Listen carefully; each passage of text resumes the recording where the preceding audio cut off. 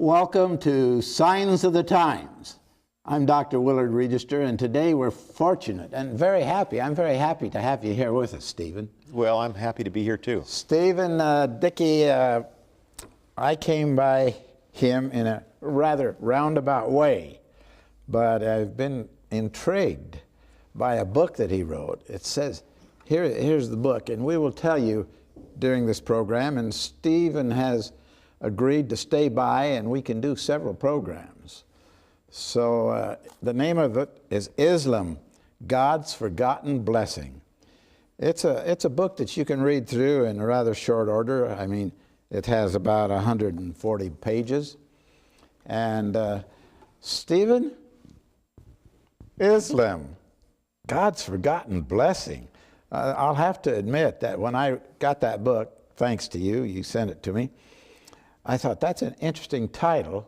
That's a title that will really get the attention of people around the world today, in as much as I have to admit, and I think you do too, that by and large, the people of the Muslim faith are not, number one on the hit parade. And exactly right. And here, God's Forgotten Blessing. I thought, what in the world is this guy writing about? So I sat down and I read the book through. So we're going to kind of cover this over the next few shows that we do.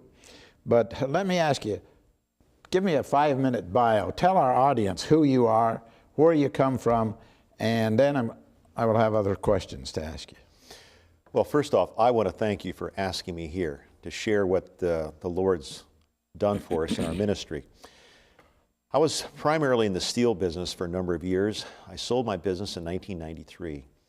And I wanted to serve the Lord. Before that, I got involved in Revelation seminars, and I enjoyed that. We had personal Bible studies. We helped my wife run vegan cooking programs.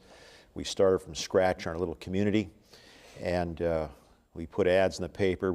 Once you have people come, you just start taking the names off the checks that they give, and it just started to grow that way. Our ministry's name is called Strawberry Meadow Association, which is very unique as far as a Christian ministry is.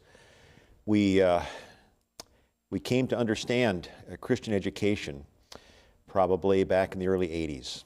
And I saw where the practical things of life in a program would work. And so we raised strawberries to support the program. We had close to 15 acres of strawberries. The kids would work a half a day or close to that, and then do education the other time.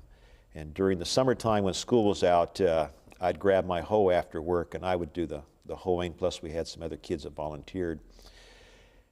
Minnesota, I didn't know that was a good place for strawberries. Well, it's really not. The Lord gave us, the Lord raised them, and everybody said you can't grow, the ground here isn't right, but yeah, we had tremendous yields. But when we got into the understanding of this, I wanted to serve the Lord more and more.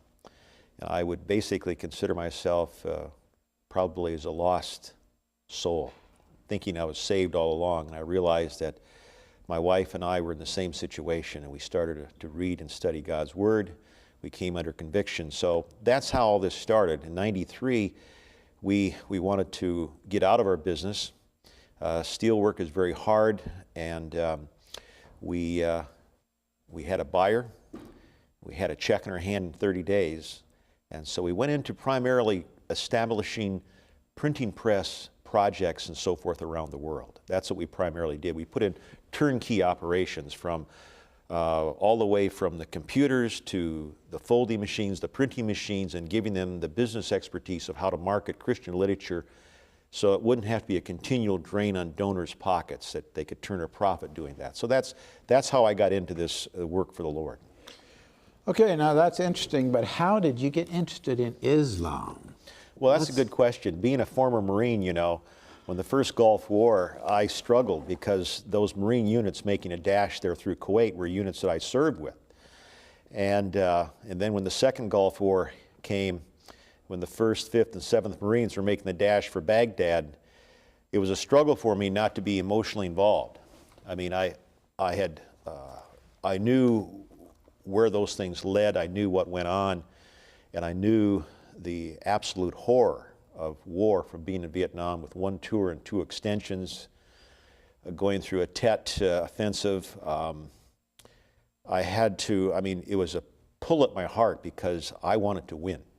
And those people were only coming 30 years after I was in those same units as thousands of other Marines have experienced as well. And so I had a real struggle to put the proper perspective of God. And for years I assumed that Muslims would not be in the second coming, would not accept Christ because of their position I perceived at that time. So this whole thing of writing this book and the research that we did, it has totally changed my perspective of the Muslim soul. Now, I read this book through, as you can see, as the audience can see, that I've got little highlighted tags there. And the first part I'd like to talk about is you tell a story. You've done a lot of traveling. I was impressed with that. We don't have time to talk about all your travels, but you've done a lot of traveling, and you've been contrary to many tourists. You were seeing what you were thinking about what you were seeing. Many tourists, they just pass through, you know. But it tells in here that you were in Central Asia there someplace. You were near Tashkent, and they decided to do the tourist thing for you in your behalf. Thought as long as you're so far from home, you ought to see some of the surrounding territory. So in the process, you saw a mausoleum there that was dedicated to Daniel. And that really got your attention. And got my attention when I read the book, too. I thought, the Muslims and Daniel. And I thought that we, Seventh-day Adventists, had a copyright on Daniel, you know. And that probably kind of hit you the same way. What's going on here? So tell me about that. Well, when I arrived in Tashkent, there were new English speakers within the Seventh-day Adventist Church in that union or that division, or not division, but conference. They hired a young 18-year-old girl, and she was my translator. She was a relative of, I think, the conference treasurer. So the first place I went to when I arrived there, they took me to a large mosque. I mean, this mosque is the size of a football stadium. I mean, in America, you just don't comprehend this. I mean, you think of large churches in the world, you think of St. Peter's Basilica in Rome. Well, you put about 2 St. Peter's together plus a big courtyard, and you got this mosque. This mosque is horrendous in size. It's located in Samarkand, Uzbekistan. And I mean, it was so large. I mean, I'm no camera buff, but I had to get a block away to try to capture this mosque. It was just huge. And we spent probably 2 hours there. Is it out of town, in town? It's in town. It's in town. And I had never heard basically of Samarkand except from National Geographics. And it was a place, as a typical American, that you never think about Central Asia at all. It's just not a place until the situation in Afghanistan and all that happened. So they took me to another site that was an observatory for the early children of the East, or Islam. And basically, I'm not a tourist, Dr. Register. I mean, I remember going by the Red Square one day, and in one of our projects, and the cab driver says, "Red Square is here, we'd like to see it." I said, "No, let's just keep going. It means nothing to me." Right. Because I want to see souls, and we're on the Lord's missions, and I really feel that I just don't have a burden. My goal is somewhere else. It's in heaven. And I don't mean that facetiously. I mean, it's real. After we left the observatory, that was probably, 800-900 years old, the translator told me, now we're going to Daniel's tomb. And of course, the other church officials in the car we're going with, none of those people could speak English. And so this young girl who was my translator, she had no background of a biblical understanding at all. And I said, well, I mean, who Daniel? What's this Daniel? Who? I mean, like that. And so she asked this back, and the brethren give me the answer. I still didn't really know, so I'm just going to be a good tourist and go along. And right. we pulled up to this kind of park-like. We had to walk up the stairs, and there was a spring down below, and I didn't understand the significance of the spring at the time, but we walked up the stairs, and I went by a brass plaque. It was written in Cyrillic or Russian, as well as in English, and it said, Holy Prophet Daniel from the Bible. I read that, and my mind started to roll. I said, well, I'm in a secular Muslim country that has come out of the stands, or this old Soviet Union. And so we took our shoes off. We went in this mausoleum. It was made out of marble. We get inside, and I guess the best way to say is probably the inside was fairly small, but it was long, like maybe 40 feet, and this cast, or this mausoleum, had brocaded Persian carpets over the top of it, and it was like the same size as a doghouse, you might say. It had a ridge on it, roof slant, and they had brocade prayer positions. And I thought right away, from my understanding of Islam, this is unusual, because Muslims, in theory, don't have things like this, icons, because that's one of the things that Muhammad fought against.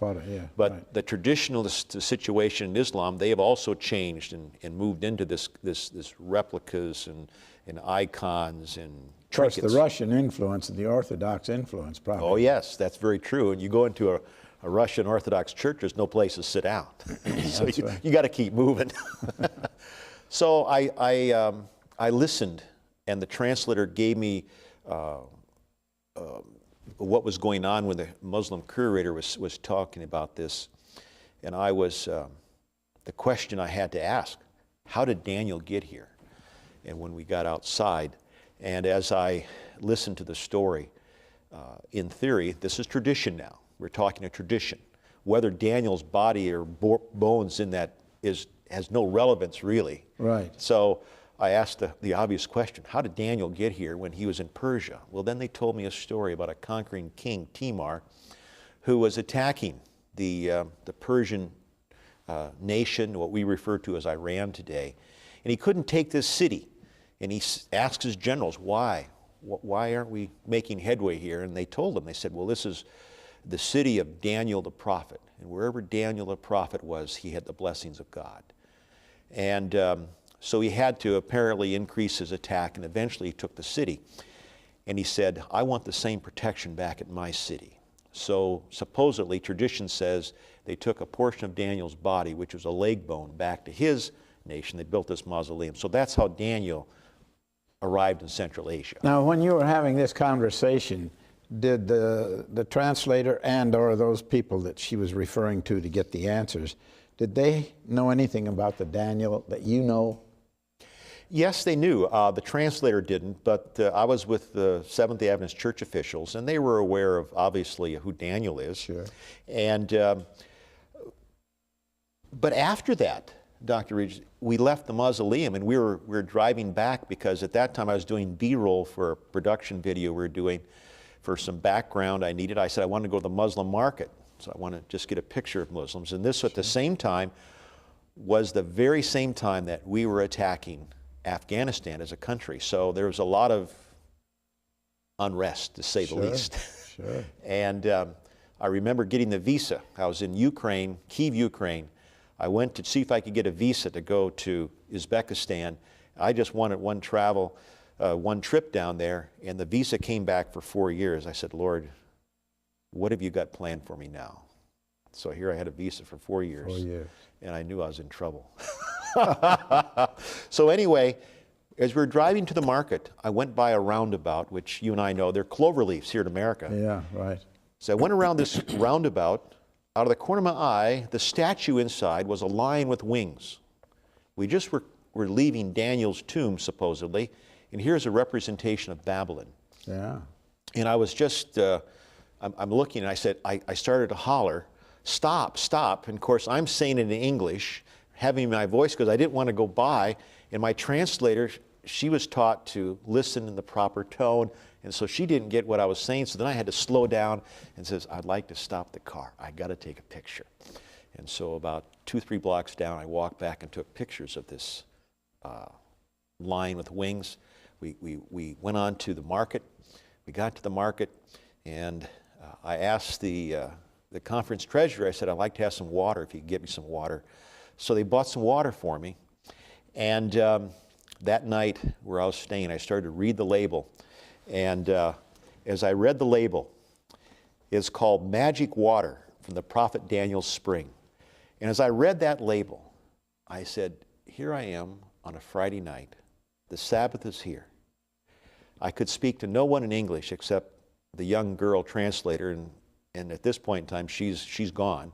Right. So I was naked as far as exchanging any words with anyone. And I said, Lord, what would you have us to do? Here I see Daniel's tomb. I see a statue of a lion with wings representing Babylon. And I see a label of water that comes from Daniel's spring, and they have all these reasons why you drink this water, because it heals you.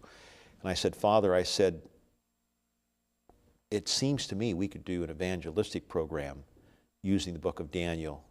It built around what you've seen. It just in a matter of a 6-hour span.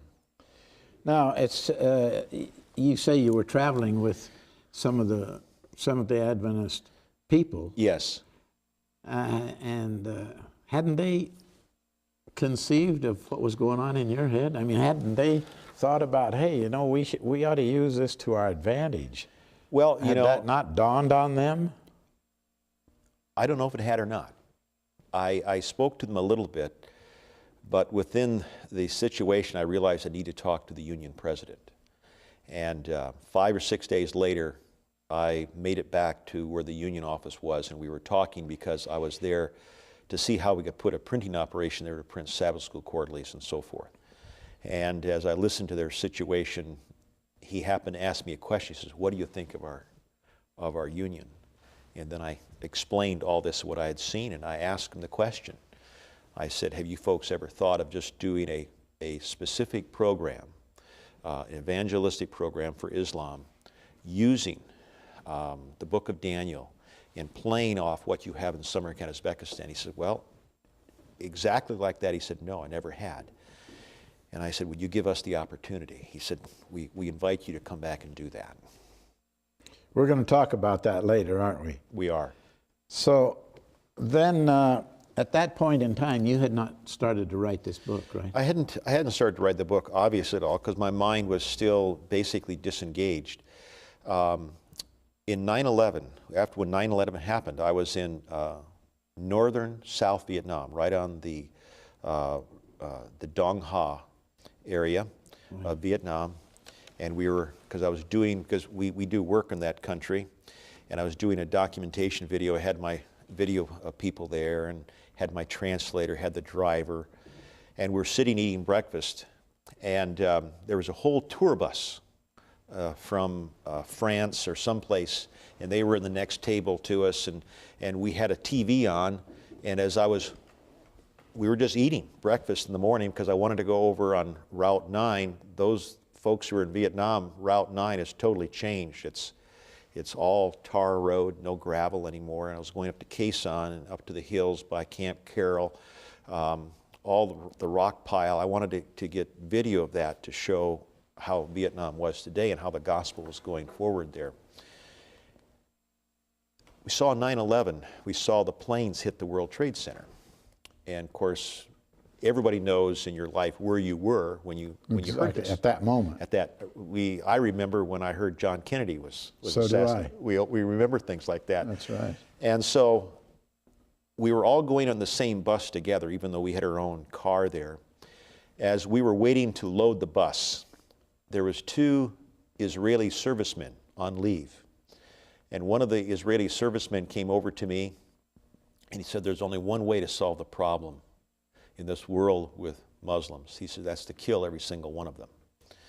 And I didn't say anything. I just thought about what he said. And of course, we had no idea to the extent at that time. And here we were in this country where we didn't have communication.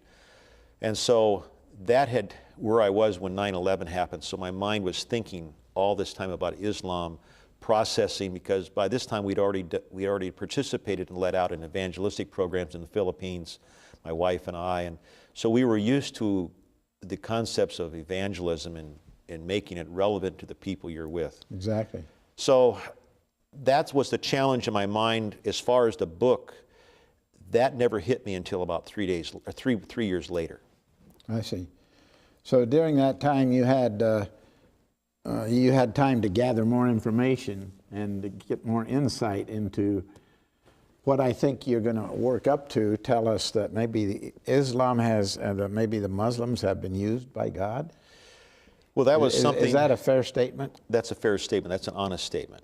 And I think in order to establish that, we have to go back to Scripture and look at how God dealt with the situation with Abraham, Sarah, Hagar, and Ishmael.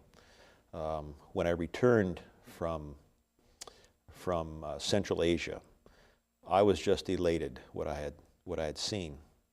And I had been exposed to people who had been in Islamic fields within the church mission service. I called those people. In fact, my daughter was staying at their home in Loma Linda, California. They had been in Iran as Wycliffe Bible translators when the embassy in Iran was sacked and the hostages were taken. And so my exposure to Islam, as I look back upon it, God had orchestrated it, because as people were telling me, I remember I'd sit in these people's homes and they would be talking about Muslims. I'm saying, here I am, a white person in Minnesota who has never met a Muslim. And I was very kind and I just listened, just because I was their guest. But as I look back upon it, this is what started to get my mind thinking. It gave me a base and a background. And the thing that I realize as I have traveled and I have visited other places is the prejudice against Islam. And I had no basic prejudice, as I look back, built in, except what happened in current events, and that Sure. wasn't a prejudice. Yeah. You watched the current events, and of course that's the name of this program, Signs of the Times. And there's signs of the times all over. so I believe that, I think one of the main problems in Signs of the Times is a lot of people read Matthew 24 and they capitalize on earthquakes and famines and pestilences and forget the little things. You know, I used to think that at the time of the end that it was going to come like a herd of elephants. But actually, I think it's been more like a herd of termites, gnawing away at the very fiber of the world and also even, unfortunately, of the church. Gnawing away little by little, imperceptibly. And so we build these prejudices with no study or no real information. And we kind of just kick back and figure, well, yeah, things are different than they used to be. Well, they're a lot different than they used to be. That's right. And as I see it, on the internet, stuff comes up on the internet that I don't want. And, you know, I think, what has this world come to? Why doesn't the Lord at least apologize to Sodom and Gomorrah because of what's going on here? Why doesn't he come? So I think that we're going to have some interesting time together, Steve. One of the things I've come to realize as I look at the Bible and I look at the stories, it's more than that. The issue is a heart. And when I think about Jesus and the cross, basically every Christian program today throughout the whole North America, regardless what denomination, talks about that aspect. But when you really look at what Jesus was all about, and he said, Father, forgive them, they know not what they do. He came to die for his enemies. That's right. And what we have today is a perception in the world of a group of people who are our enemies.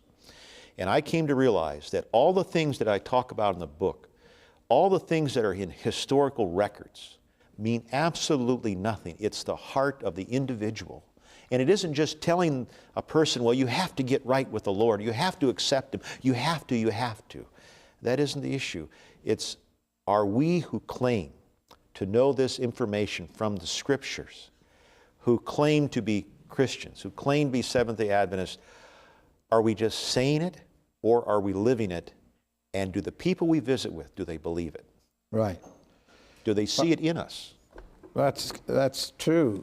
Now, we're going to talk about a very interesting subject in one of our programs.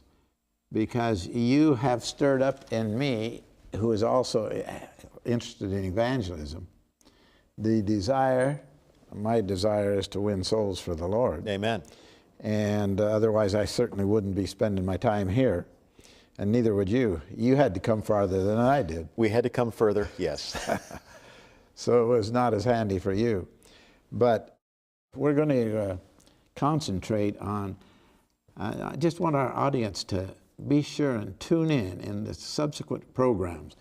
We're going to ask the station to run them in the order that we do them, because we've kind of just told them who you are and where have you been and why did you write such a book with such an interesting title, God's Forgotten Blessing, on a bunch of, and you're talking about a bunch of people that by and large are hated.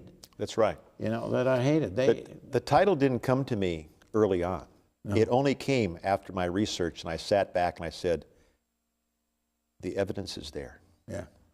Well, that's a lot of times the way things come is, and you know, God is involved in that, you know.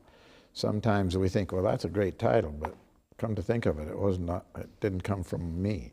You know? It didn't come from me. So, okay, well, I'm glad you're able to stay by, and we've come to the end of the first program, so let's bow our head for a word of prayer.